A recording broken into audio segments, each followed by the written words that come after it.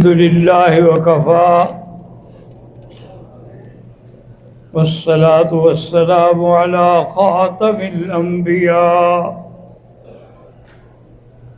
سيدنا محمد المصطفى وعلى آله المجتبى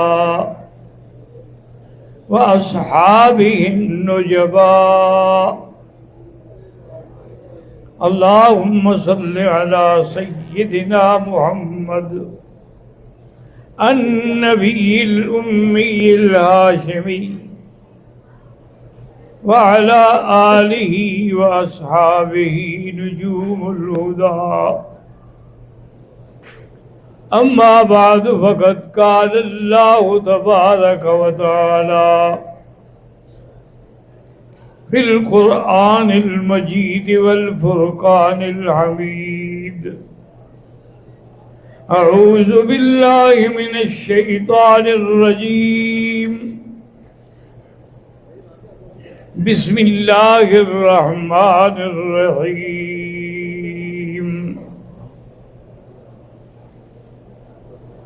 يا صاحبي السجن أرباب متفرقون خير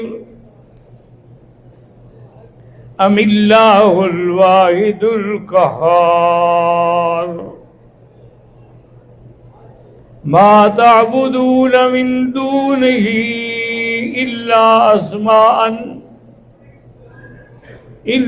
أسماء سميتموها أنتم وآباءكم ما أنزل الله بها من سلطان. قال النبي صلى الله عليه وسلم: من مات لا يشرك بالله شيئا دخل الجنة، أو كما قال النبي صلى الله عليه وأصحابه وسلم. صدق الله العلي العظيم وصدق رسوله النبي الكريم، ونحن على ذلك لمن الشاهدين ومن الشاكرين، والحمد لله رب العالمين. رب اشرح لي صدري ويسر لي أمري واحلل عقدة من لساني يفقهوا قولي. برادران اسلام، ہم سیدنا یوسف علیہ السلام کے بارے میں دروس سابقہ میں عرض کر رہے تھے کہ حتیٰ کہ حضرت یوسف علیہ السلام نے خود اللہ سے قید مانگی، ورنہ ہر آدمی قید میں جاتا ہے کسی جرم کے لیے، یہ واحد قیدی ہے جو بغیر جرم کے خود جا رہا ہے. انہوں نے عرض کیا تھا کہ اللہ اگر میں باہر رہا تو یہ مجھے نہیں چھوڑیں گی. ہو سکتا ہے میں بھی انسان ہوں، اسب الیہن، میں بھی کوئی تھوڑا بہت مائل ہو جاؤں، اس لیے احب السجن الیہ، مجھے قید میں بھیج دیں، وہ زیادہ بہتر ہے. تو حضرت یوسف علیہ السلام جب قید خانے میں آئے تو آپ کی شکل، صورت، کردار دیکھ کر سارا جیل خانہ جو تھا وہ تو آپ کا مرید ہو گیا. نے کہا بھی ایسا آدمی کس جرم میں آیا ہے یہاں؟ بہرحال آپ سے قید میں گئے ہوئے دو چار دنوں کے بعد دو بھائی آئے. انہوں نے کہا کہ یوسف علیہ السلام، ہم نے خواب دیکھا ہے، مہربانی کر کے ہمیں خواب کی تعبیر دیں. انا نراک من المحسنین.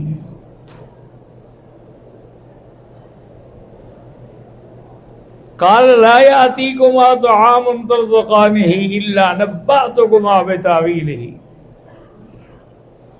یعنی پہلے آدمی کم سے کم جس کو کوئی بات سمجھائے اس کا ذہن تو بنائے،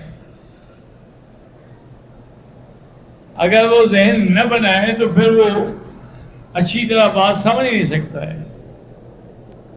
تو یوسف علیہ السلام نے بھی یہی کیا کہ بھائی میں تمہیں تعبیر دوں گا، غم نہ کرو، تمہارے کھانے کے آنے سے پہلے ہی میں تمہیں بتا دوں گا۔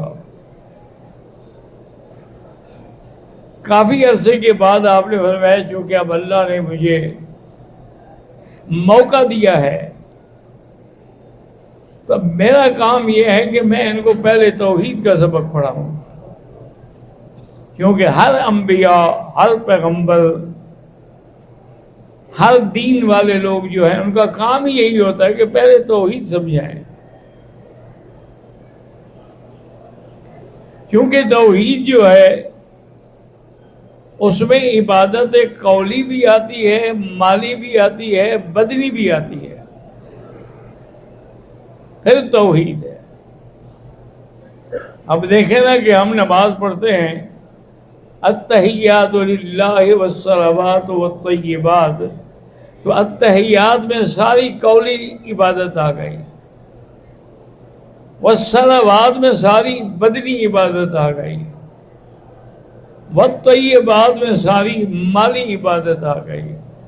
تو یا اللہ یہ قولی عبادت ہو، مالی عبادت ہو، بدنی عبادت، سب تیرے لیے ہے، کیونکہ اگر کسی اور کے نام پر اس میں بات کی گئی تو شرک ہو جائے گا، اور شرک ایک ایسی بلا ہے کہ جیسے حضرت لقمان نے اپنے بیٹے سے کہا تھا یا بنی لا تشرک باللہ ان الشرک لظلم عظیم، شرک جو ہے تو بہت بڑا ظلم ہے، اس سے بڑا اور کیا شرک ہو سکتا ہے۔ اب آپ دیکھیں کہ ہم لوگوں کا یہ عالم ہے کہ ہر بات میں ہم نے شرک ڈھونڈا ہے۔ اب غوث اعظم ایک بزرگ کی صفت بنا دی غوث، غوث تو اللہ کی ذات ہے، بندہ تھوڑا غوث ہو سکتا ہے۔ کسی کی صفت بنا دی کہ داتا، دینے والا، دینے والا تو خدا ہے، بندہ کہاں سے دینے والا ہو گیا؟ کسی کی صفت بنا دی کہ یہ جی شکر گنج، سارے خزانے ان کے ہاتھ میں ہیں، اللہ نے فرمایا کیا کہہ رہے ہیں وَإِن مِّن شَيْءٍ عِندَنَا إِلَّا خَزَائِنُهُ، خزائن میرے ہاتھ میں ہیں، میں جس کو چاہوں دوں۔ تو کسی کو انہوں نے لقب دے دیا کہ یہ لجپال ہے، کسی کو انہوں نے حکم دے دیا کہ یہ مشکل کشا ہے، کسی کو انہوں نے لقب دے دیا کہ حاجت روا ہے۔ یہ سارے القاب دینے سے شرک میں پڑ گئے۔ یہ تمام چیزیں جو ہیں اللہ کے سوا کسی کے لیے نہیں۔ وَإِن يَمْسَسْكَ اللَّهُ بِضُرٍّ فَلَا كَاشِفَ لَهُ إِلَّا هُوَ، اور اللہ نے فرمایا کہ میرے نبی اعلان کر دو قُلْ لَا أَمْلِكُ لِنَفْسِي ضَرًّا وَلَا نَفْعًا إِلَّا مَا شَاءَ اللَّهُ، میں تو اپنے نفع نقصان کا مالک بھی نہیں ہوں، جو میرا اللہ چاہے تو تمہارا نفع نقصان کیسے کر سکتا ہوں؟ تو اس لیے حضرت یوسف علیہ السلام نے انہیں توحید کے تمام سبق سکھائے، اور سکھانے کے بعد پھر ان کو تعبیر بتائی۔ اما احدکما فیسقی ربہ خمرا واما الاخر فیصلب فتأکل من رأسہ، ایک جو ہے وہ تو بادشاہ کو جا کے پھر شراب پلائے گا، اور دوسرا جو ہے اس کے سر سے پرندے نوچیں گے۔ مانا یہ تھا کہ ایک کو پھانسی ہوگی اور ایک اپنی جگہ پہ چلا جائے گا۔ اور یہ بھی یوسف علیہ السلام کا کمال ہے کہ انہیں نام نہیں لیا کہ تم پھانسی چڑھو گے، تم واپس چلے جاؤ گے بادشاہ، تم میں سے ایک، تاکہ میں کسی کو نامزد کیوں کروں۔ لیکن جس کے بارے میں آپ کو یقین تھا کہ یہ تو چھوٹ گئے تو کل ہی چلا جائے گا بادشاہ کے پاس، اس کو فرمایا اذکرنی عند ربک، کہ جا تو رہے ہو کہیں بادشاہ کو میرے بارے میں تو بتانا، میں تو بے گناہ جیل میں زندگی گزار رہا ہوں۔ فَأَنْسَاهُ الشَّيْطَانُ ذِكْرَ رَبِّهِ، خدا کی شان دیکھیں کہ اس کو وہ بات یاد ہی نہ رہی کہ مجھے حضرت یوسف نے کیا کہا تھا۔ کئی سال یوسف علیہ السلام کے جیل میں گزر گئے۔ ایک دفعہ آپ رات کو رو رہے ہیں سجدے میں اور درخواست کر رہے ہیں کہ یا اللہ اب میں تنگ آ گیا ہوں اس جیل سے، اب مجھ سے برداشت نہیں ہوتا ہے۔ تو جبریل آئے، انہوں نے کہا کہ جب تم نے غیروں کو پیغام دیا تھا تو کئی سال جیل رہنا پڑا، اب ہمیں تم نے پکارا ہے تو کل صبح انشاءاللہ جیل سے باہر ہوں گے۔ اللہ کی تو شان ہے نا، وہ جو چاہے جب چاہے جیسا چاہے کر دے۔ بادشاہ نے خواب دیکھا، سبب یہ بنا، اور خواب کی تعبیر کسی کو آتی نہیں تھی۔ اس کو اب یاد آیا کہ یار تعبیر دینے والا تو جیل میں بیٹھا ہے۔ انہوں نے کہا اگر مجھے اجازت دو اور جیل میں جانے کا پروانہ بھی دو، تعبیر میں لے آتا ہوں۔ حضرت یوسف علیہ السلام کے پاس آیا، لیکن شان ہے پیغمبر کی، گلہ نہیں کیا کہ تم نے مجھے یاد ہی نہیں رکھا۔ اللہ تبارک و تعالیٰ نے اسباب پیدا کر دیے، آپ نے تعبیر بتائی۔ جب بادشاہ نے تعبیر پڑھی اور سنی تو اس نے کہا کہ جاؤ جلدی جلدی ان کو میرے پاس لے آؤ۔ جب پیغام آیا کہ رہائی کا کہ حضرت آپ چلیں، حضرت یوسف نے بولے کہ نہیں اب میں تو نہیں جاتا۔ سب سے پہلی بات یہ ہے کہ ان عورتوں کا فیصلہ تو کرو، ما بال النسوۃ اللاتی قطعن ایدیہن ان ربی بکیدہن علیم، اور جس نے مجھ پہ ڈورے ڈالے تھے اس کا بھی پتہ کریں، پہلے میرے کردار کی صفائی کریں، پھر میں جیل سے باہر آؤں گا۔ جب بادشاہ کو یہ پیغام ملا اس نے فوراً سب عورتوں کو پکڑ لیا۔ کیا بات ہے؟ انہوں نے کہا جی ہمارا گناہ ہے، یوسف پاک ہے۔ بی بی زلیخا کہنے لگی الآن حصحص الحق، آج حق واضح ہو گیا، میں نے گناہ کیا تھا، میں نے خطا کی تھی، یوسف علیہ السلام کا کوئی قصور نہیں ہے۔ تو یوسف علیہ السلام پھر باہر آئے اور اس طرح اللہ نے انہیں حکومت کرنے کا موقع عطا فرمایا۔ وما علینا الا البلاغ۔